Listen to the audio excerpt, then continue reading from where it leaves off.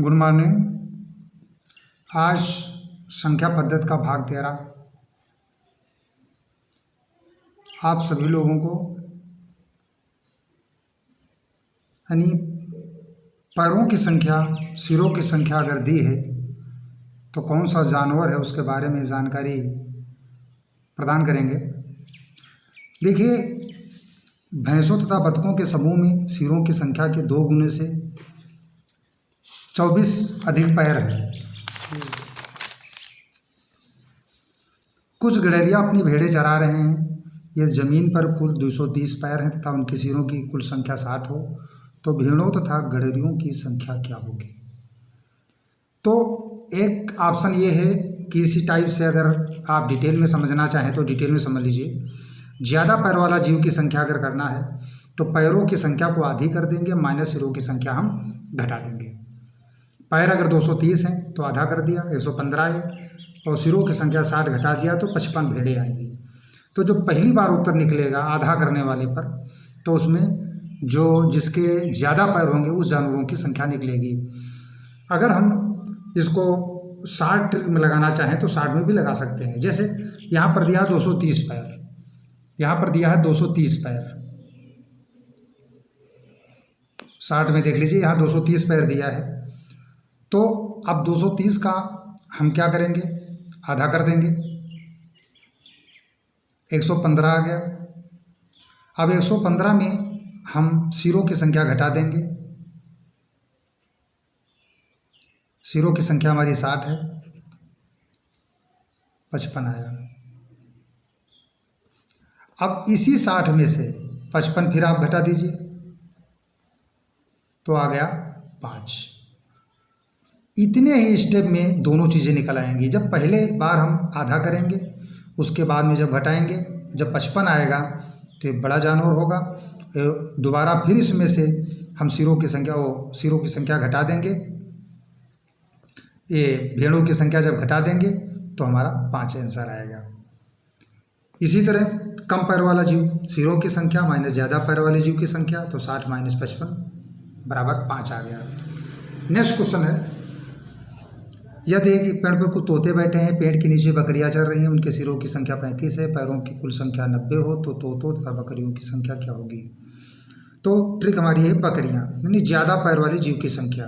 बकरियों के 4 पैर होते हैं तो हम क्या करेंगे, पैरों की संख्या आधी कर देंगे और सिरों की संख्या घटा देंगे। तो पैरों की संख्या अगर 90 है तो 90 का आधा 45 हो गया, 45 में से 35 घटा देंगे, यानी 10 बकरियाँ हमारी आ गई।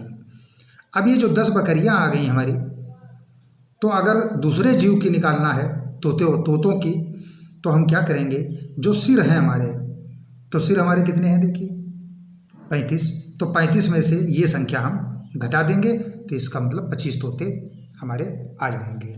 ये हमारा क्वेश्चन रहा। नेक्स्ट क्वेश्चन नंबर 3 देखिए। क्वेश्चन नंबर 3 देख लीजिए। एक तालाब के किनारे कुछ बगुले अपना चारा चुग रहे हैं, वही कुछ कुत्ते खेल रहे हैं, उनके सिरों की संख्या 24 है, पैरों की कुल संख्या 60 हो तो बगुलों तथा कुत्तों की संख्या क्या होगी।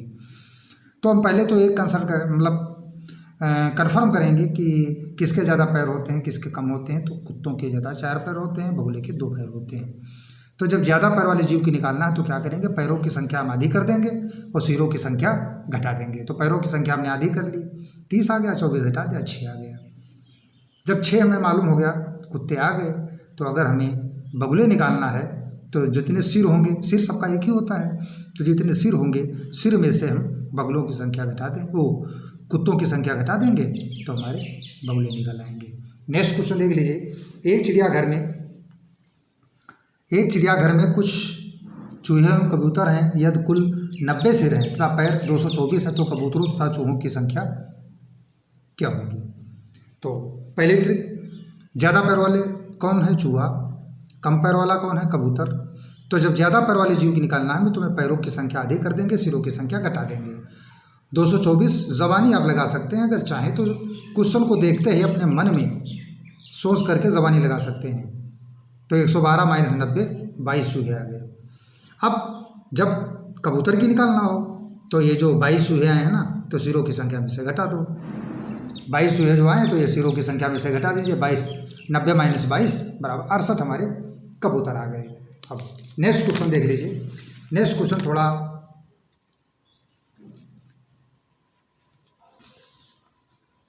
भैंसों तथा बतखों के समूह में सिरों की संख्या के 2 गुने, इसको जरा समझिएगा ढंग से।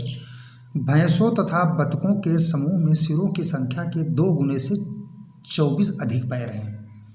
भैंसों की संख्या क्या होगी? देखिए हमारा कॉन्सेप्ट वही लगेगा, लेकिन इसमें हमने मान लिया सिरों की संख्या x है। तो जब सिरों की संख्या x है तो पैर क्या हैं? तो सिरों की संख्या के 2 गुने से 24 अधिक पैर है। तो सिरों की संख्या जब हम 2 गुने करेंगे तो 2x हो जाएगा। तो पैरों की संख्या हो जाएगी 2x प्लस 24। 24 अधिक है ना, तो 2x प्लस 24 हो गया। अब वही सूत्र लगा दीजिए। पैर मालूम हो गया, सिरों की संख्या में मालूम है, पैरों की संख्या मालूम है, सूत्र लगा दीजिए। 2x plus 24/2 minus x। इसमें 2 कॉमन ले लिया, 2 बाहर निकाल लिया तो x प्लस 12 बचा, बटे 2, 2 काट दिया तो x प्लस 12 माइनस x बचा। x प्लस 12 माइनस x को हमने काट दिया, बचा कितना? 12। इसका मतलब भैंसों की संख्या हमारी कितनी हो जाएगी? 12। ये हमारी भैंसों की संख्या है।